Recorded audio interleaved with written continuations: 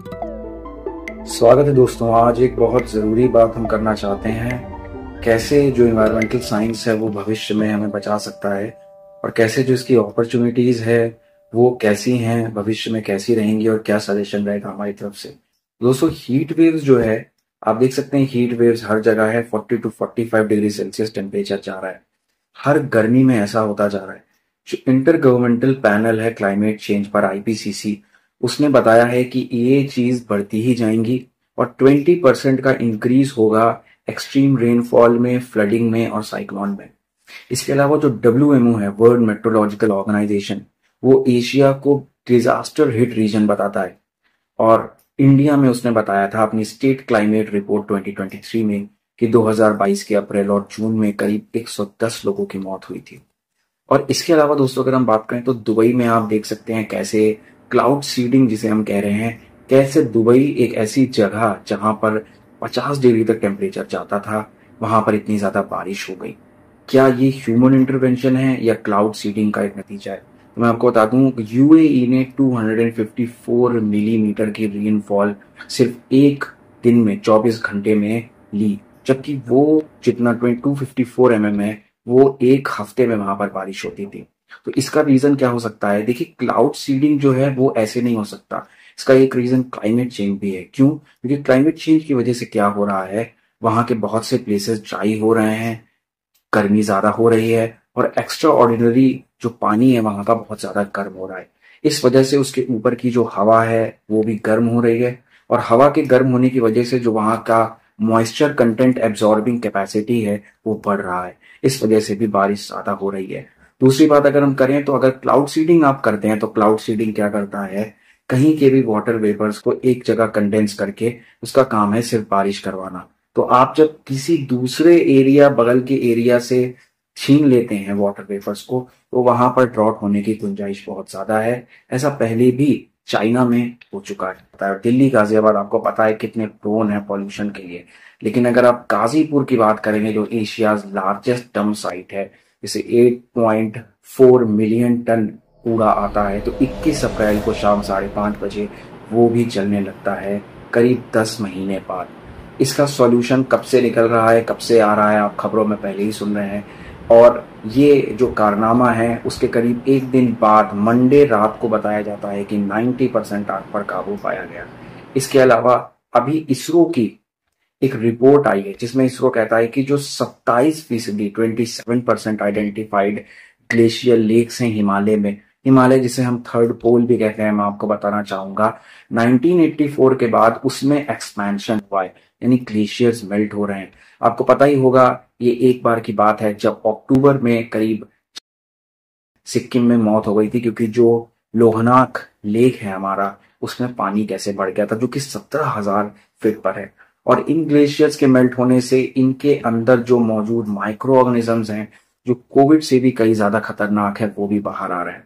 तो देखिए, ये चीजें मैंने आपको इसलिए नहीं बताई क्योंकि मैं आपको खबरें बताना चाहता हूँ। इन्वायरमेंटल अवेयरनेस का कोई सेशन नहीं है ये। मैं बस आपको ये बताना चाहता हूँ कि जिंदा रहने के बहुत कम मौके बचे हैं। यूनाइटेड नेशंस के चीफ सिमोन स्टील ने 2023 में दुबई के एक सेशन में बोला था, इंसानियत को बचाने के सिर्फ 2 साल हमारे पास बचे हैं। अब अच्छी चीजें भी हुई। सुप्रीम कोर्ट ने अभी मार्च 21 को क्या बोला? उन्होंने बोला कि जो क्लाइमेट चेंज है और एडवर्स इफेक्ट है क्लाइमेट चेंज, उनसे बचने का राइट आर्टिकल 14 और आर्टिकल 21 में है। बहुत अच्छी बात है। अब आप पूछेंगे, यार इस इन्वायरमेंट का इतना गाना हम सुनते हैं रोज, इतनी कॉन्फ्रेंस हैं, इतने सारे ऑर्गेनाइजेशंस हैं, CPCB, state pollution control board, government भी काम कर रही है भाई, रिजल्ट्स हैं कहाँ? तो देखिए, दो वजह है, या तो काम हो नहीं रहा या काम करने वाले लोग कम हैं या है नहीं। तो हम दूसरे एस्पेक्ट की बात करेंगे जहां लोग कम हैं या शायद काम उनको अच्छे से मिल नहीं रहा। उस पर जब हम बात करते हैं तो मैं आपको बता दूं, अगस्त 2014 में कैबिनेट सेक्रेटरी थे हमारे TSR सुब्रमण्यम। उनकी देखरेख में एक कमेटी बनी थी, TSR सुब्रमण्यम कमेटी।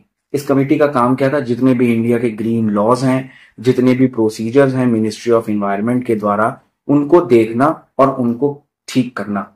अब इन्होंने कई सारे सजेशन दिए, जैसे कि इन्वायरमेंटल रिकंस्ट्रक्शन कॉस्ट। आज आप देखते हैं कि जब कोई इंडस्ट्री कुछ बुरा काम करती है इन्वायरमेंट पे तो उस पर कुछ चार्ज लगता है, वो उन्होंने ही बताया था। उन्होंने कहा था नेशनल इन्वायरमेंट रिसर्च इंस्टीट्यूट बनाइए।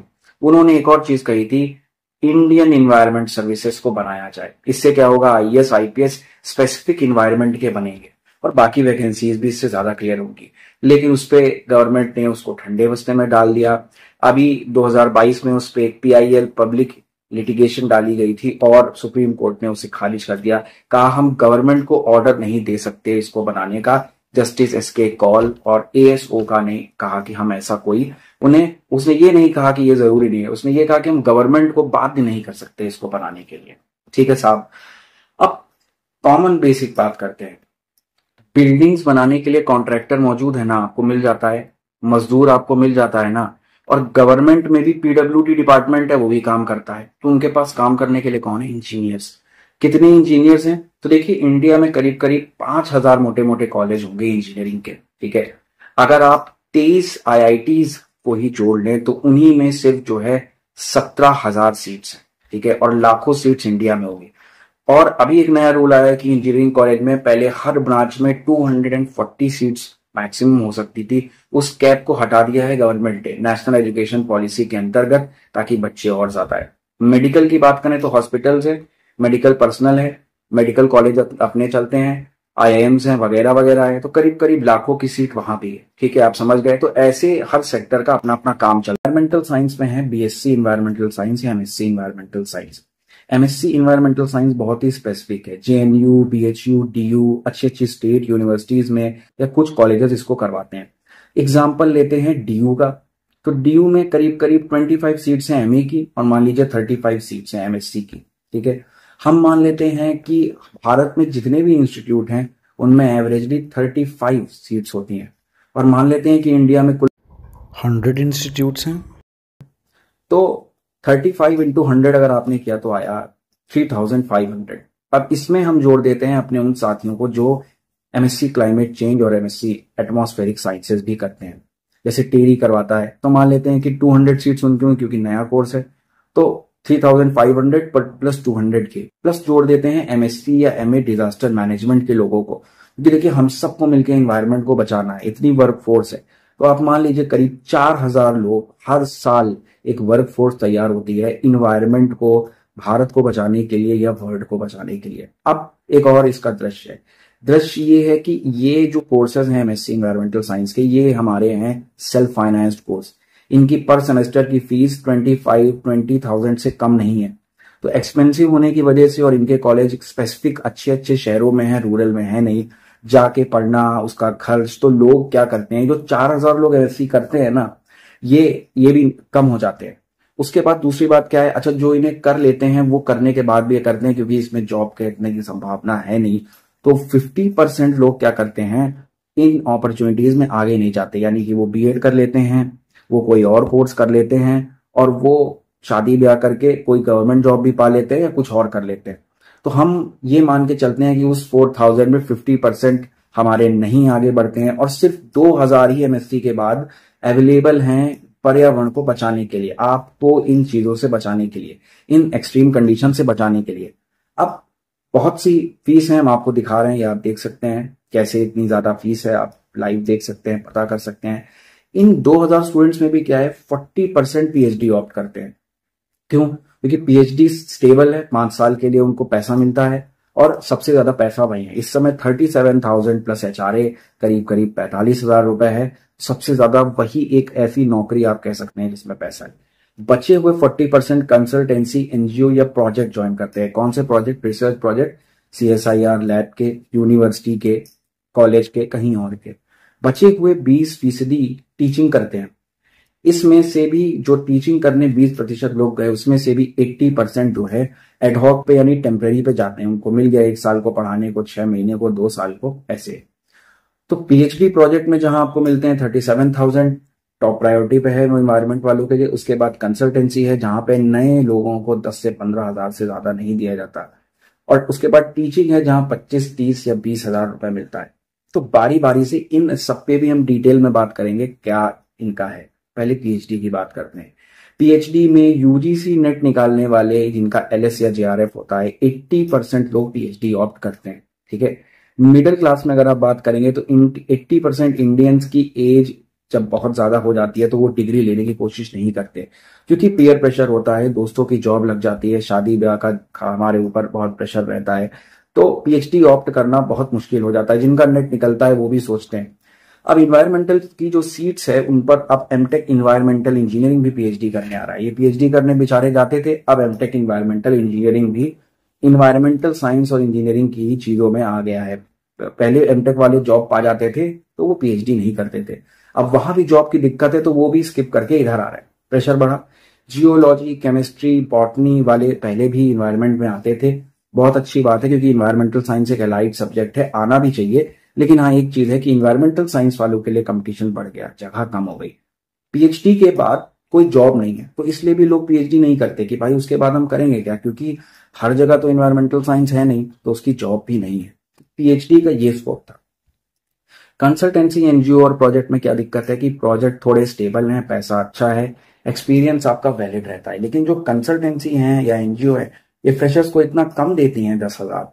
और दूसरी बात है कि ये जो कंसल्टेंसी और एनजीओ हैं ये ज्यादातर अच्छे शहरों में, अच्छे शहर मतलब नोएडा, बेंगलुरु, दिल्ली, जहां का लाइफस्टाइल बहुत महंगा है, 10-15 हजार में सर्वाइव करना बहुत मुश्किल हो जाता है। टीचिंग की थर्ड ऑप्शन की बात करें तो इन्वायरमेंटल साइंस की बहुत ज्यादा 3-4 सीट आ जाती होंगी किसी कॉलेज या बड़े यूनिवर्सिटी में, इससे ज्यादा नहीं आती हैं। सबसे ज्यादा बिहार ने एक बार निकाला था, लेकिन वो आपको जान के अचरज होगा, 2020 की वो जो वैकेंसी है वो कोर्ट में आज भी फंसी हुई है। तो ऐसा है। और बहुत जगह पर जो एलाइड टीचर्स है ना, केमिस्ट्री के, बॉटनी के, जियोलॉजी के, क्योंकि इन्वायरमेंट को एक साइड सब्जेक्ट समझते हैं तो वो उसे आराम से पढ़ा देते हैं। इन्वायरमेंटल साइंस की नई भर्ती करने की कोई जरूरत नहीं है। अब आप कहेंगे इतने प्रॉब्लम तुमने गिनाए हैं, सॉल्यूशन क्या हो सकते हैं? तो मैं आपको सॉल्यूशन बताता हूँ, बारी बारी से ध्यान से सुनिए। और मैं आपसे आग्रह करूंगा इसे शेयर करिए, गवर्नमेंट तक पहुंचाइए, अच्छी जगहों तक पहुंचाइए। उन्हें हमारी बात सुननी होगी, तभी जाके अपॉर्चुनिटीज चेंज होगी। जैसे डीयू ने क्या किया है, बैचलर्स में कंपलसरी कर दिया है एनवायरमेंटल साइंस को, ऐसे ही हर स्टेट को करना चाहिए environmental science as a subject को कंपलसरी। लेकिन अभी भी डीयू ने उस प्रपोर्शन में रिक्रूटमेंट नहीं की है एनवायरमेंटल साइंस वालों के लिए। तो अगर आप सीट एनवायरमेंटल साइंस की बढ़ाएं तो मेरी आपसे विनती और प्रार्थना है कि एनवायरमेंटल साइंस वालों को उस रेशियो में बढ़ाएं, भी किसी और से मत बढ़वाएं। दूसरा, हाथ जोड़ के आपसे मैं बताना चाहता हूं कि इन्वायरमेंटल साइंस वालों ने इन्वायरमेंटल साइंस को इसीलिए पढ़ा है ताकि वो या तो उसे पढ़ा सके या अर्थ को प्रोटेक्ट कर सकें। वो ये काम बखूबी कर सकते हैं, आप किसी और को इसके लिए परेशान ना करें। तीसरी बात है, स्कूल्स में इन्वायरमेंटल साइंस को आप कंपलसरी क्यों नहीं करते हैं? इन्वायरमेंटल साइंस को कंपलसरी करिए। एक आदमी आप अगर रखेंगे, वो एक आदमी, 2 आदमी पूरे स्कूल को या एक बड़े सेक्शन को आराम से पढ़ा सकते हैं। कम से कम वो बेचारे एमएससी इन्वायरमेंटल साइंस वाले स्कूल्स में तो जाएंगे। आपने 1-2 चैप्टर इन्वायरमेंटल साइंस के रखे हैं, वो साइंस का टीचर पढ़ा देता है, इसलिए इसको भी करिए। कंसल्टेंसीज से मेरी प्रार्थना है, आप अच्छा काम कर रहे हैं, फ्रेशर्स को मौका दीजिए। आप फ्रेशर्स को मौका नहीं देंगे तो फ्रेशर्स ही रह जाएंगे और आप एक्सपीरियंस कहां से पाएंगे?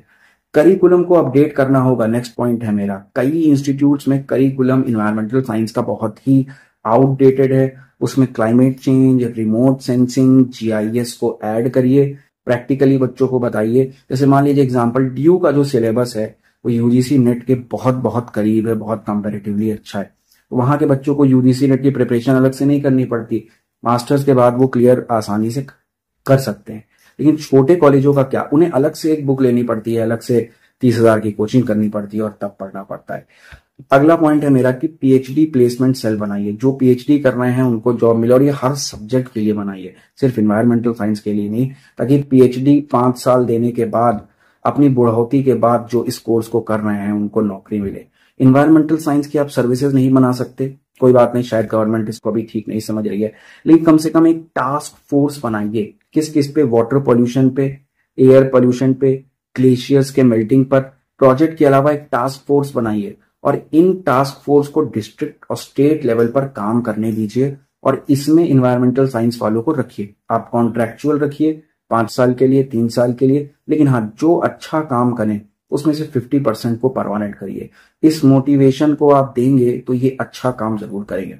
और लास्ट पॉइंट है मेरा, इन्वायरमेंटल साइंस का डिपार्टमेंट हर जगह बनाइए, वैसे तो आजकल है, पीएसयूज में बनाइए, इंडस्ट्री में बनाइए, हर इंस्टीट्यूट में कंपलसरी करिए, क्योंकि इन्वायरमेंट हर इंस्टीट्यूट में रहना जरूरी है। उनका वेस्ट, उनका निकलता हुआ पानी, एक कॉलेज भी है तो उसका पानी वॉशरूम का जो पानी है, उनका जो वेस्ट वाटर है वो कहीं ना कहीं जाता है, उसको देखने के लिए एक इन्वायरमेंटल एक्सपर्ट रखिए, इससे अपॉर्चुनिटीज बढ़ेगी। मेरा काम था सिर्फ ये बताना कि इन्वायरमेंटल साइंस का फ्यूचर क्या है, कैसे इसे अपग्रेड कर सकते हैं। एज एन एजुकेटर मेरा काम ये भी रहेगा कि जो गवर्नमेंट है या जो और इंस्टीट्यूट्स हैं जो इन्वायरमेंटल साइंस के लिए अच्छा काम कर रहे हैं, कर सकते हैं, वो इसमें बढ़ोतरी कर सकते हैं। फ्यूचर बहुत अच्छा है एनवायरमेंटल साइंस का, अच्छा रहेगा भी। गवर्नमेंट जानती है कि ये इंपॉर्टेंट है, लेकिन थोड़ा सा गवर्नमेंट को और हम बताना चाहते हैं कि थोड़ा सा आप इन्वायरमेंटल साइंस वालों को स्पेसिफिक लेके चलेंगे तो आपका काम आसान होगा, और अर्थ को अच्छे से प्रोटेक्ट करना इन्हें आता है। और disaster management, climate change, atmospheric sciences जैसे जो लोग कोर्स लेते हैं वो स्पेसिफिकली इसीलिए लेते हैं क्योंकि उन्हें कुछ स्पेशल काम करना है। उनको आप मौका दीजिए, वो अच्छा काम करेंगे। That was for today. Thank you.